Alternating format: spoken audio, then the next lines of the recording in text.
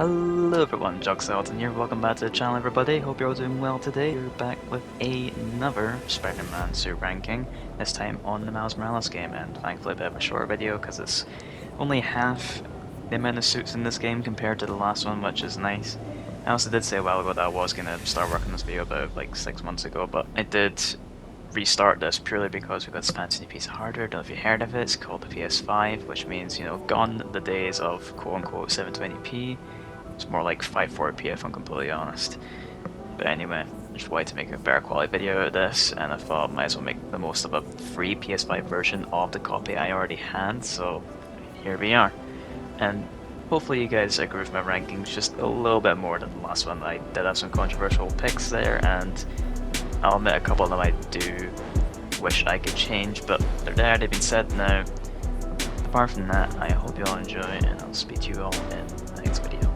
Starting with number 20, we have the Spider training suit. There isn't a whole lot for me to say about this suit.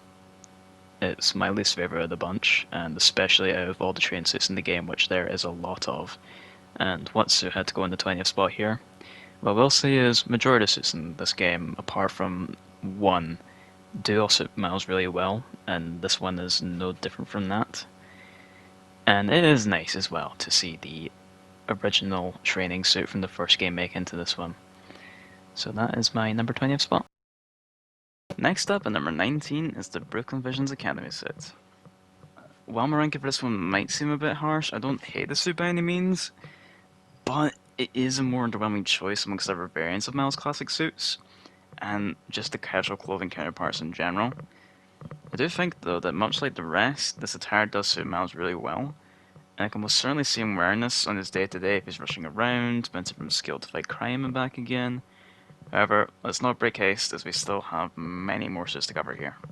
At number 18, we have the Great Responsibility suit. This is where we start to get into suits that I do like a lot more. May seem odd to say number 18, but I will admit, the game could solely include this suit and all after, and I wouldn't be fussed about missing out on the other two. Now, to actually talk about this very suit, it may come off as quite harsh, but as I said before, I do enjoy this design a lot. However, I think the rest of the suits, and quite specifically other origin suits that exist, just have more of an interest. One perk of the suit is that although there is a slight bit of orange to it, still the colours here are already an improvement off of Pierre's on Advanced suit, and I'm especially in love with the blue and how it shines for the night times. It's that right tone that I look for in Spider-Man suits, and it does that perfectly.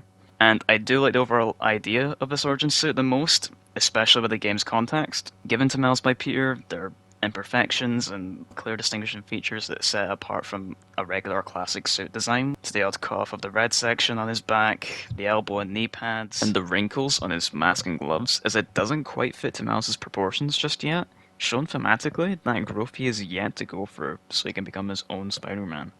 Simply put, it's a sidekick suit. Spider-Man sidekick. At number 17, we have the End suit. We just keep on rolling these choices out, don't we? This one comes down to like a playtime, and my desire to use this suit. I do enjoy how moody this suit feels. It's one of the two in this entire game that does feature small but menacing eyes for the lenses in the mask, which, if you watched the last ranking video, you'll know how much I gushed over the design of suits to include that. The texture of the suit is really pleasant to look at, and the addition of more casual clothing into this legwear of the baggy camo cargo trousers, try saying that 5 times. To top it all off, the extra touch of his creative flair having the back spider emblem be spray painted onto the jacket reminds me a lot of the Into the Spiderverse design for Miles. And number 16 is the Crimson Cowl suit. Here's another familiar case from the last video where we have a suit I used to like a bit more in the past, but it's lost its place over time. And especially with Spider-Man 2 changing my thoughts on this suit when approaching the making of this video. One thing I wasn't sold on from the get-go was the spider emblem. I can always appreciate designers trying something new, but this isn't it. That and the black sections on the suit feeling a little too bumped out, which I don't think suits what this costume is trying to achieve. The main point I want to make, in reference to my earlier comment, is I realized there was too much red going on with this suit. I understand it's called the Crimson Kill, hence the hierarchy of the red in this palette. However, I think Spider-Man 2's recolor balances this out a lot nicer in my opinion. I'd even want to see a slightly darker red from this suit, somewhere between that of the Bodega Cat suit and the End suit, as we just talked about. Now, don't go away thinking I hate this suit. I just have my considerations after playing Spider-Man 2. This original look paves the way for an improved design layer. Plus, we can't miss out on talking about the jagged hood, and the frames around the lenses.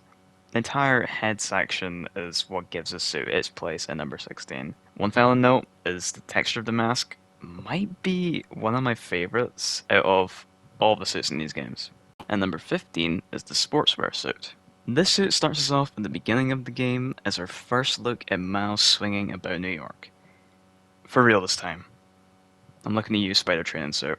It gives us a clear depiction of Miles as a character and how he would throw together a quick and easy look for Spidey until crafting his very own design. We see constantly throughout all the other suits, and ones that have come before this ranking, they consist of casual clothing and it's done in a tasteful way, reflecting Miles' personality.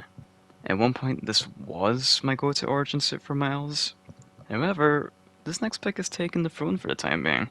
And number 14 is the homemade suit. You guys will be happy to hear that this is the last origin suit on this list. I suppose if the last game had a thing for armored suits, then this game needed its own thing going on.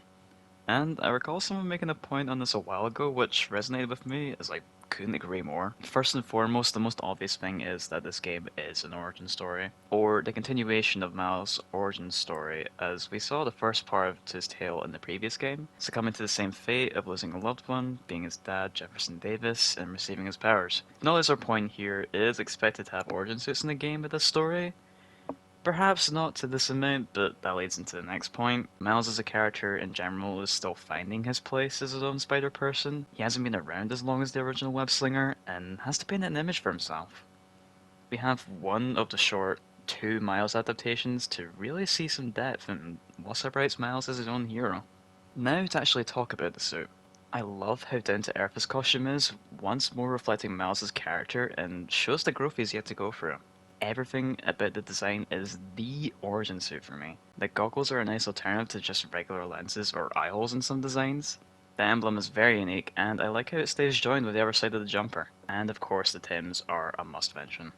This costume to me also just looks incredibly snug and cozy with the soft look of his clothing.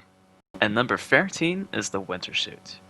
If you want a true feeling of living Christmas in New York, because I live in New York, with an extra ingredient of excitement, the ability to play as Spider-Man during the festive period, then the winter suit is the way to go. Honestly, I love snow and love snow-filled environments. The Norse duology in God of War is a good example of that. In Midgard, where climates are constantly cold and you find yourself traversing through snow that's knee-high, the fact we get to play a Spider-Man game during this period is a true joy. It's a different kind of vibe you get that isn't in the other games, and the suit brings that experience altogether. Plus, the moment in which you receive the suit is just simply sweet, and so sincere to watch. My favorite thing to do while wearing this suit is switching the time of day to overcast with heavy snowfall. Trust me, if you haven't tried this already, you'll want to give it a go, it is so worth it.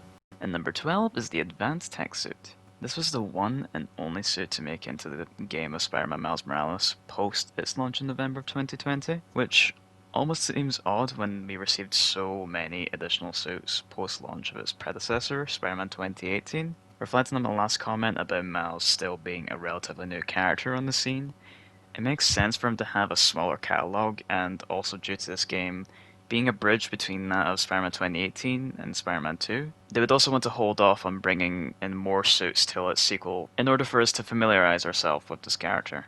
Now, the question would be, is this a worthwhile add-on? Well, its current rank would suggest that yes, this is a worthy entry in the list of these fantastic suits, and quite importantly, it ranks for told a nice 20. My main critique is that it's a situational suit, meaning it doesn't always work for me, such as in the daytime, the greys and extra design lines on the middle to lower sections of the suit are a lot more prominent, while the top section takes a backseat and the colours are slightly on mute. Every other scenario, it looks fabulous, and with the wide variety of lighting, which Insomniac went totally nuts on for this game in particular, it has a wide variety of ways to pop and shine. I love the built-in lights in this suit. Within this world and its emphasis on tech usage between the Spider-Man, I could see Miles adapting this suit in the future. Two other things I'd like to point out are the emblems, both different and very cool. The front emblem reminds me of Spear's Iron Spider, and the back emblem reminds me of the new emblem used for Miles' suit in Across the Spider-Verse. And number 11 is the Uptown Pride suit. This and the following two were very difficult for me to decide between, as I like them all for their own reasons. But alas, this is how I felt strongest in terms of where would be appropriate to place them in the ranking. While this is essentially a recolor, I do appreciate it took the time to make subtle adjustments to give it its own identity when beside the classic suit. Some of these changes I wish were in the classic suit itself from the get-go. First off, the texturing is a lot better and nicer to look at in my opinion. It gives the look a bit of depth I feel is missing, especially in the top half sections with the mask and chest. There's also the triangular pattern running on the legs and his lower torso, which feels unnecessary, but I'm glad they included it. Another callback from the last ranking video was that I talked about black and gold and how I like it to be done, because if it isn't done right, I will hate it. I don't want to see any green hues or weak saturation, no piss looking yellow, actual warm gold colours with a dark contrasting black to complement this glow. Insomniac does just that with this suit, and I could not be happier with it. I especially love this suit during the afternoon time of day. Side note, can we just get a moment to appreciate the skybox? Insomniac is a masterclass at this. It really immerses me, and my jaw is dropped to the floor anytime I look at this. My biggest excitement when we returned to the game for this video was this very thing.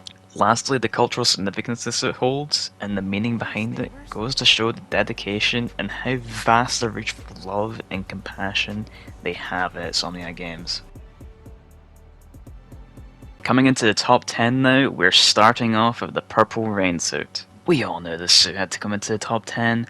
It would just feel cheap to avoid giving it its true medal of great design. I love the interpretation of Miles taking on the mantle of the Prowler had he not been Spider-Man. Or better yet, with this design here blending the two personalities together of his Spider-Man persona and that of the Prowler, and making it something new, which makes me like Miles all the more. He may be a newly inspired figure of what came before him, but it's the choices and influences he makes that he does it in his own way. However, the suit does also suffer from half of its colors coming off as quite flat during the day, making the purple seem greyish. I would have liked to have seen a bit more saturation in the purple, much like the Prowler we see in game. I'm not sure why we didn't get that, but at least the suit still looks great during the nighttime. And number 9 is the Programmable Matter suit. As we do with these games, we will eventually unlock a suit or a couple suits to tie into the main villain slash villains of the game, create a mashup of the two characters. You guys may know how much I enjoy the negative suit from the first game, and this one in particular tops that very nicely. Not only is it a fantastic wombo combo of the Underground and Spidey, it's also one of the only 2 suits in the game to include exclusive finishers. And yes, I say that with a plural, because after 3.5 years,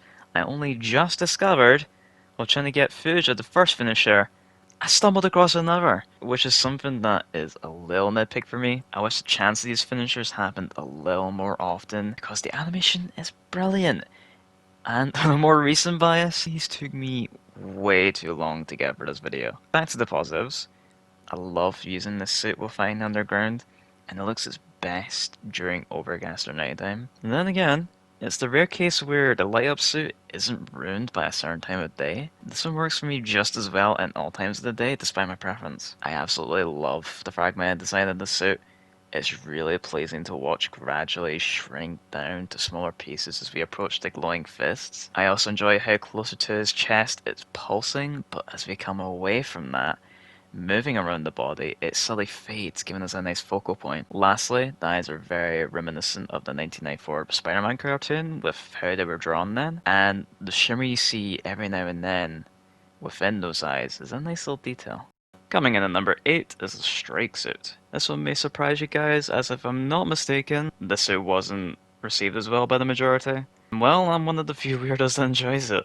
I think Spider-Man is allowed to get away with a bulky suit every now and again, as long as it's done tastefully though. Even for Miles, I believe it still applies to the gauntlets, which feel very inspired by his Venom ability, as if it were a power added to his super suit rather than him obtaining it from the spider bite. Regardless, it looks great, and the spiders on the gauntlets are really cool as well.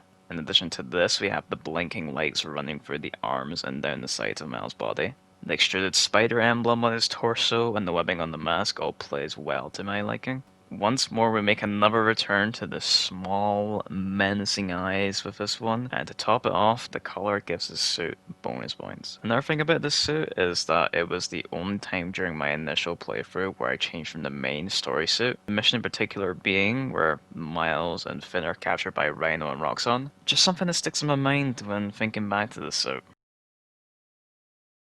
And number 7 is the classic suit, the very suit that defines this character, and it's not in the top 5, something can be right here. Well, the suit was within that zone once before, but I just have other suits at my disposal which I prefer, and something did seem off to me when playing through this initially. There is no black on this suit. It is simply grey, and I realised that when we got our first look at the updated suit in Spider-Man 2. The tone is very faded in comparison, and I understand that's quite a nitpick. Nevertheless, this doesn't detract from the fact that this suit is awesome. And it does have a couple things I believe toppling the design just a bit. For example, the red portion being just a bit thicker is nicer, and the gradient of this red appeals to me more with the pinkish cherry red, rather than the slightly more orange version we see in the following game. However, that could be a result of the skybox, as Miles is in a colder environment for this game. Another thing that makes this suit very unique, and I wish they kept it for the sequel, is it has some ray tracing going on with the red. Now, what do I mean by that? The game has a whole ray tracing mode. Well, I mean the red portion not only has a nice glistening to it, the suit actually has a reflection in it as well. I do truly miss this feature, man. I adore that they made the creative choice to not only give Miles his suit right away in the beginning, much like his powers, he earns that once he reaches a pinnacle point in his story. And we feel that. It feels earned, and much like the first game cinematic, it is an epic set piece that we get to enjoy.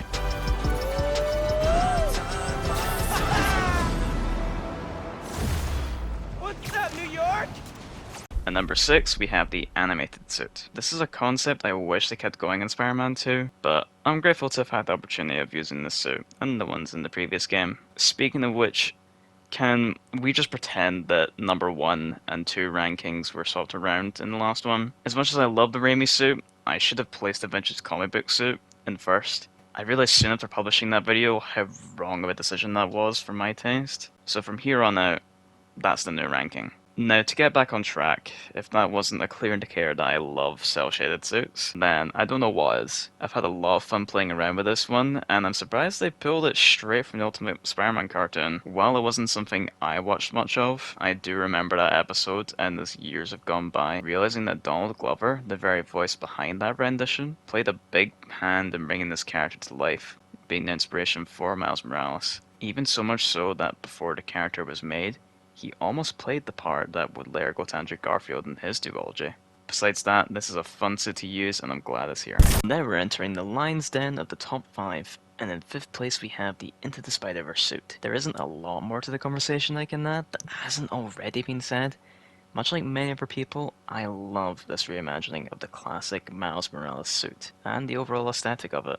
I love that the light casting on it conveys its colouring through halftones, staying true to the visuals in the movie. And better yet, the fact we have the option to take on one step further to immerse ourselves as if we're playing a Spider-Verse game, recapturing spectacle from the movie by having suit and visor mods that match Miles' frame rate to that of the 24 FPS the movie is animated in, and comic book onomatopoeia when fighting enemies. I love that the webbing, almost concealed by the spray paint of the original Peter Parker suit beneath, has a silky silver look to it, and of course the spray painted spider emblem is as cool as ever. And number 4 is the 2099 suit. Now, not to get mixed up with Miguel O'Hara, this is its own suit, inspired by that original design, and made for Miles, which resembles him pretty well. Much like many of these suits, it is accompanied by a hood that gives it extra cool points right off the bat. When I look at this suit, the main thing that comes to mind is a onesie. Much like the homemade suit, it looks cozy and comfortable to wear. I'd want a onesie like that if I could get it. I'm all for the consistent white, blue, and red stripes running all the way through the suit, to the arms, hood, even the logo. And one of my favourites is the jagged looking stripes on the back of his lower legs. There's a sense of unity and neatly packaged design here, but to wrap up said package, I can't send it off without complimenting the spectacular smoke effect emanating from the lenses of the mask. And number 3 is the Bodega Catsuit. I can't see how anyone would dislike this suit, especially for all the calibers out there. This is a top tier pick. Not only is it a Spider-Man suit with the Spider-Man, the cat, but it's the other suit in the game to have exclusive finishers with Spider-Man. Seriously though, this cat is adorable. Having a furry little feline friend join the action is one of the reasons I like this game. You don't get cosmetics like this too often. In regards to the rest of the suit, Miles is rocking about in casual clothing yet again, and I'd say his best casual look in the entire game. The hoodie is awesome. I want one like it in real life. The maroon red is peak. We also get a reimagined mask from Tail. The lenses remind me a lot of how Todd McFarlane would draw Spider-Man eyes throughout his comic run. If you don't know the name, you know his work, go look it up. Now, can we just pay attention to the fact that literally everyone has the exact same bag in this game, by the way? The Broken Visions Academy suit had this bag. The Bodega Cat suit has this bag. The Friendly Neighborhood Spider-Man app side quest when you help search for a lost cat, the owner, also has the same bag. Why does everyone have the same bag? Lastly, if you want to see what the suit would look like without the mask on the cat, then there you go.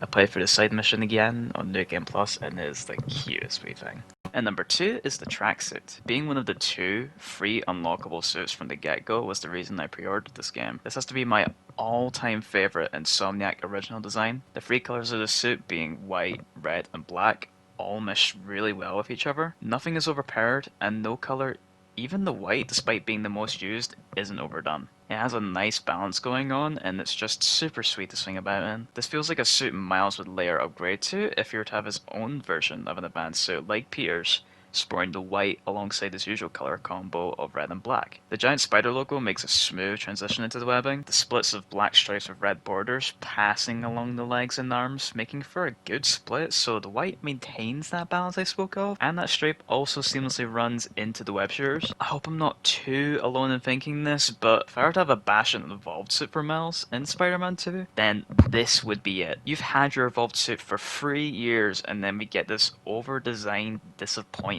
I don't want to hate on it too much, as I think people are exaggerating a tad, but I can see why they have their criticisms. Let's close off on this.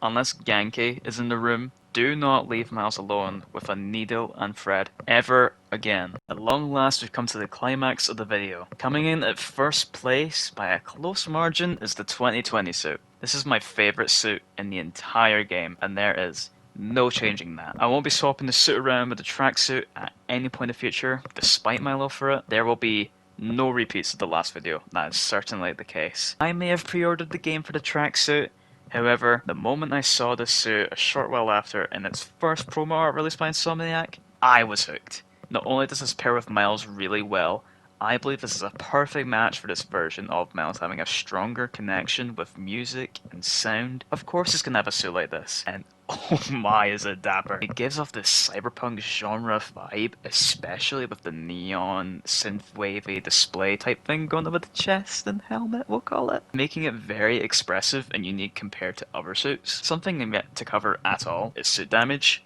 and aside from the last mission with the main suit, this is my favourite by far. Seeing the visor glitch out and it getting more intense with the less amount of health you have is great attention to detail. I love it, I love it, I love it!